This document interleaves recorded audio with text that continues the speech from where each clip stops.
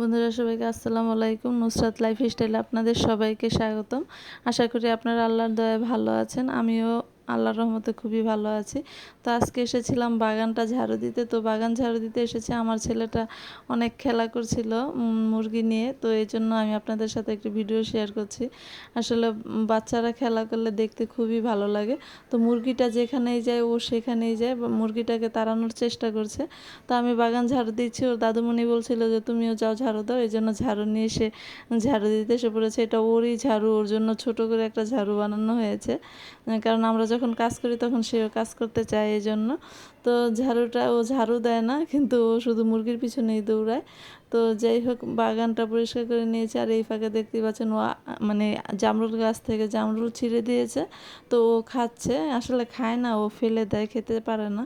তো যাই হোক, আমার ঝাড়ু দেওয়া শেষ, এখন আম গাছের নিচে দাঁড়িয়ে আছি। তো এখানে একটা আম পড়েছে। তো এত প্রচণ্ড গরম, এত বেশি গরম ছিল যে বলে বোঝাতে পারবো না। মনে হচ্ছে যে শরীরের ভিতর মনে হয় কেউ আগুন ধরিয়ে দিল, যে এতটা গরম, খুবই জ্বালাপোড়া করছিল। আর পুরোটা শরীর একদম ঘেমে ভিজে গিয়েছিল। তো যাই হোক, আমটা পাওয়াতে ভালোই হলো।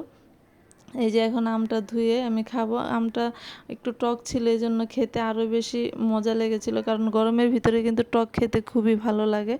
তো আমাদের বাসায় মাশাআল্লাহ দিলে অনেক আম গাছই আছে, আমরা মোটামুটি আম খেতে পারি আল্লাহর রহমতে। অনেকে আছে খেতে পারে না, যাই হোক তার থেকে আমরা খুবই ভালো আছি, আল্লাহর কাছে কোটি কোটি শুকরিয়া। তো আপনাদের বাসায়, যাদের বাসায় এমন জায়গা আছে কম আর বেশি, ছাদে বলেন নিচে বলেন, তারা সবাই গাছপালা লাগানোর চেষ্টা করবেন। এতে পরিবেশও রক্ষা হবে, নিজেদের ফলও খাওয়া হবে, পুষ্টিগুণও মানে নিজেদের পুষ্টির পরিমাণটাও ঠিক থাকবে শরীরে।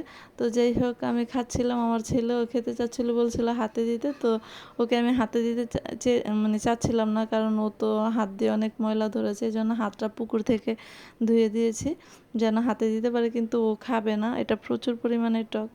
যাই হোক বন্ধুরা, আমার ভিডিওটি যদি আপনাদের ভালো লেগে থাকে অবশ্যই সবাই লাইক কমেন্ট শেয়ার করবেন, সাবস্ক্রাইব করবেন এবং বেল আইকনে ক্লিক করবেন। আর আপনাদের সাথে ভিডিওটা শেয়ার করার একটাই কারণ, ছোটোবেলায় আমরাও এরকম, আমার আম্মু কাজ করতে থাকলে আমরাও কাজ করতে চাইতাম। আমার বোনের মেয়েটাকেও দেখেছি, যখন বাসায় আমরা কেউ কাজ করতাম তখন ও সাথে সাথে কাজ